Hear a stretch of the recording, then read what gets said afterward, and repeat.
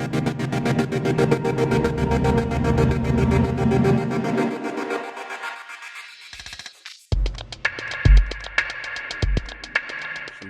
are digging into some true move practices, searching for a true move. I was with my friend, Jayson Smith. What's up, yo? How you doing? Hi, I'm doing great. How are you? I'm good. We had some technical difficulties, and so we just gonna pass the little mic back and forth. You know what I'm saying? We got into grace today, and there were many different things that came up with grace, but I am curious about what you've learned about grace and what grace taught you today.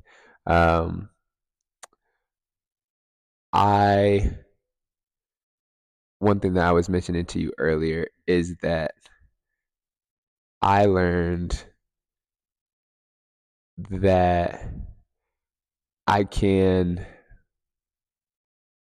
learned more about listening today, and I learned about slowness once again in the midst of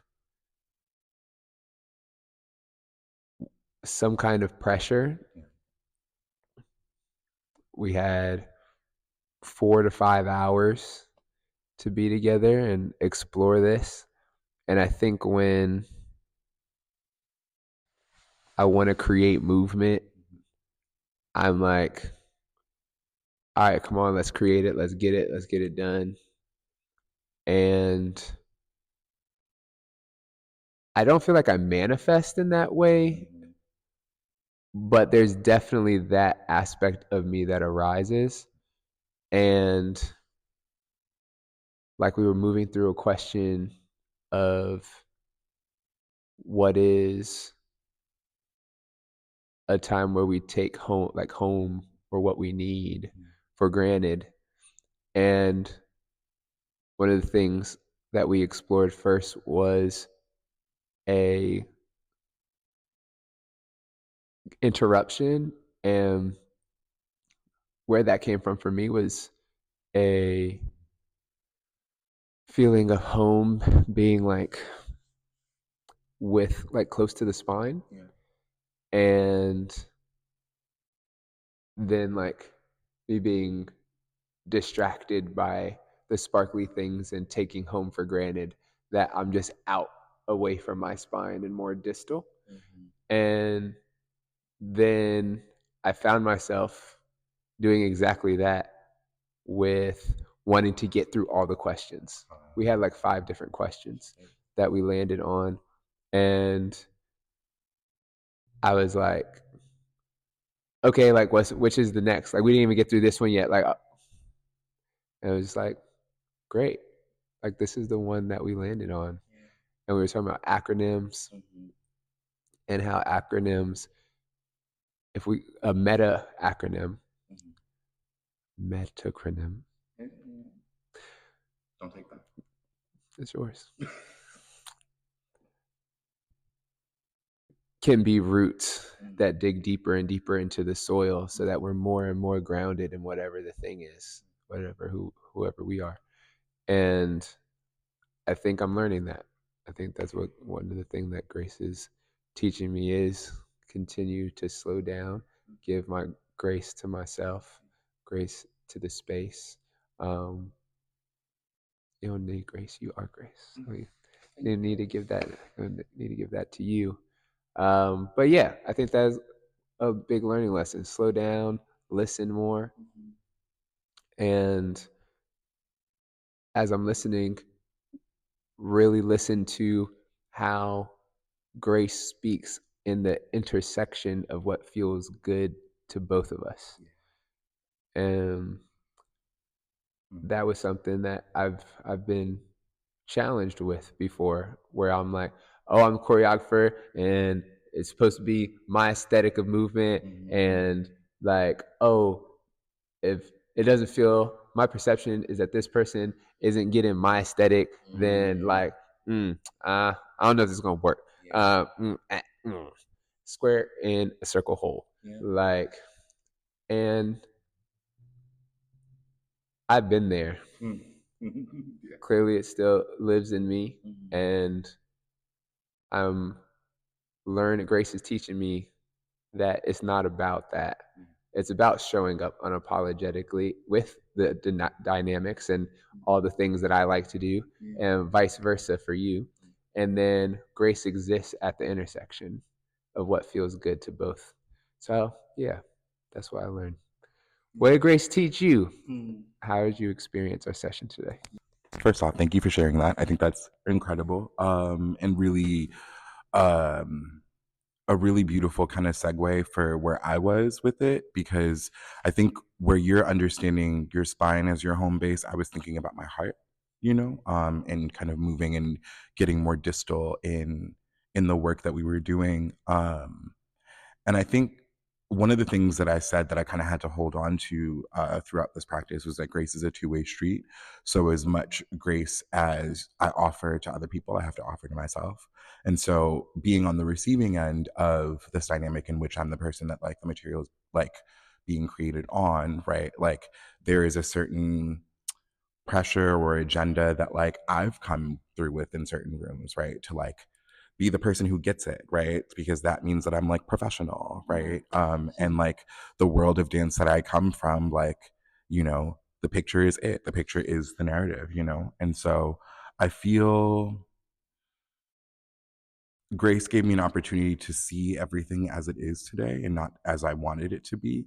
And I think that helped me really forgive myself. It helped me create space for what you were offering and like an ability to translate it in the way that I needed for my today body. There was an abundance of floor work today that I loved. And there were a couple of things that like I wasn't getting right away and that I wasn't necessarily like holding in the way that is so natural to your body, right? And to experience moving through it in my own way, right? Understanding like what I believed it to be and still getting from point A to point B was really powerful, right? And there's grace in that too. And so, yeah, I think for me, it was about letting go today. It was about understanding that there's only so much expectation that will serve me in the world, not only just in this room. Um, and really being on a journey of acceptance, really understanding that whatever is going to be is what's meant to happen. And so, yeah. Thank you. And how did what you're speaking about, from letting go to seeing more what is versus what you're perceiving it to be, what patterns and dynamics in the movement came up within grace and their shadow side of regret? What came up in the things that you were learning? Thank you. I think first and foremost that grace is fierce. And grace is, there is a kind, I think the reason that I, am in harmony with her in the first place is because there is a kind of switch, that feels accessible, right? And being able to hold a room or being able to show up in a certain way or just kind of like turn the thing on and perform, right? It feels like Grace is familiar with that. It feels like it's familiar to her. And that's a thing that I've also been able to hold space for in my own kind of work and in my own life and just my own person. Yeah, I think in terms of movement, it felt very, even though we started in a place where I was kind of protecting my heart, I realized, once we started building the movement, it was very open. It was very soft, but also, present.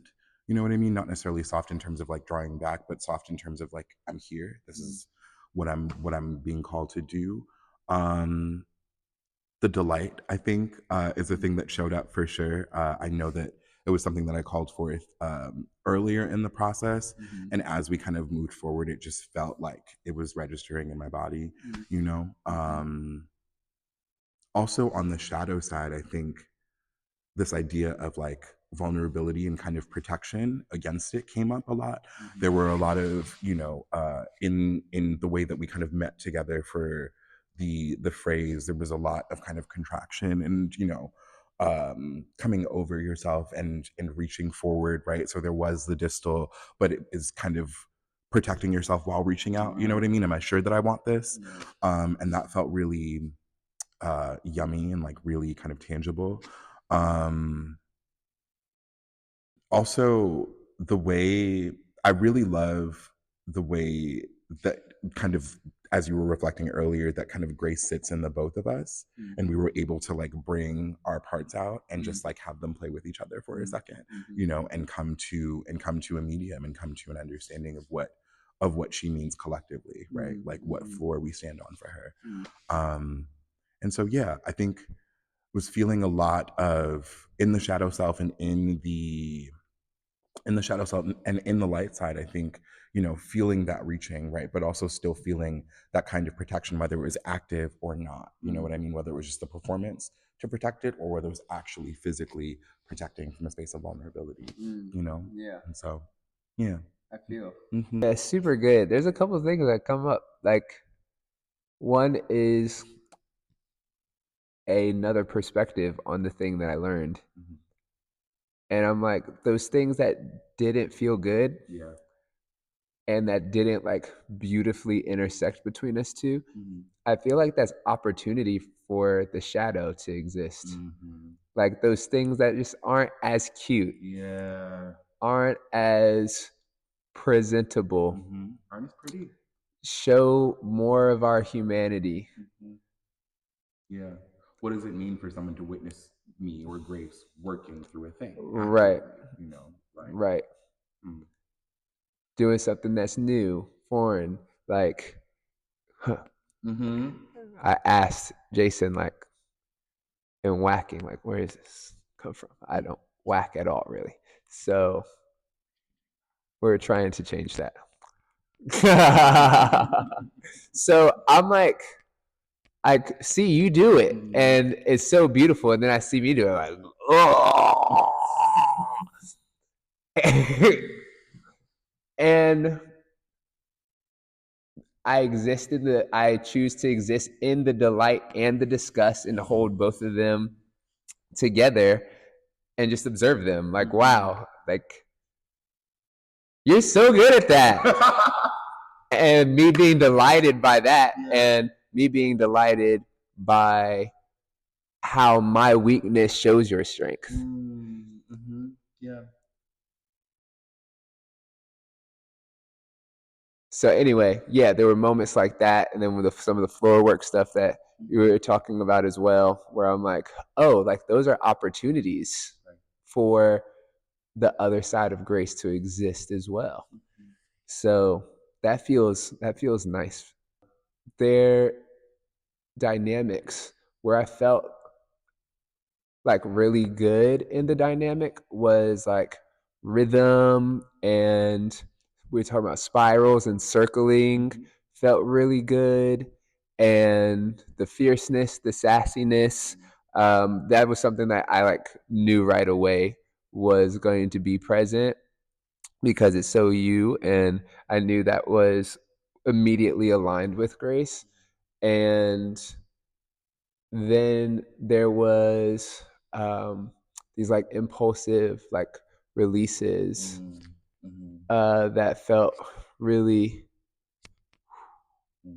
really nice as well, and like circling through space but also just arcing, and like that sense of arc was really really nice too. And then yeah, like the protection, the covering, like I was thinking chakras and spine, but yeah, that sense of Grace wanting to be loved, wanting whatever they need, but not being fully trusting to surrender to what they have to surrender to in order to get that. So there's like how the protection stops them from fully being there. complete, unapologetic circle delight self. Yeah. Yeah, it really makes me. Oh, hello. It really makes me think about, when when you're thinking about surrender, in like the war context, right? Like they're like the phrase is terms of surrender, right? And so if we're pulling that out and like putting it in another context, right? Like what are Grace's terms, right? Like what needs to be available for her in order for her to feel safe or vulnerable or just ready to kind of express or embrace what CK has to offer her, and I think that can be an ongoing question, but it just makes me think about this idea of vulnerability, right? Like you can't just turn vulnerability on or off. There has to be an occasion for it, otherwise, we would all just be risking all the time, right? And so what does it mean to have the conditions available to you to take the risk, which is being vulnerable in a world that doesn't necessarily want that all the time, that doesn't necessarily encourage it, right? So yeah, that's a thought. Yeah, absolutely. And like I'm constantly met with this too of like, what is Grace's responsibility in that as well? That yes, what are the conditions for Grace to be fully able to surrender? And I think if the conditions are there, Grace might not even recognize it because Grace isn't ready to. So what does Grace need to do to create the space and trust themselves so that they can be ready to click when that environment is there for them? So yeah, I'm just so grateful to experience this with you, because I told Jayson, like, wow, Grace is something for some reason that felt like I wasn't just jumping right in. I was kind of procrastinating on Grace, and I really don't know why. But I think after we experienced a little bit of this character and this characteristic, that there's so much to it. It's very deep, and so yeah, thank you for going on the journey with me and empowering me to move through the work of it. Yeah. And thank y'all for coming through and tapping in and learning a little bit more about your humanity, our humanity, with Grace. So thank you, Jayson. Appreciate you. Thanks, y'all. Y'all stay blessed. Stay on the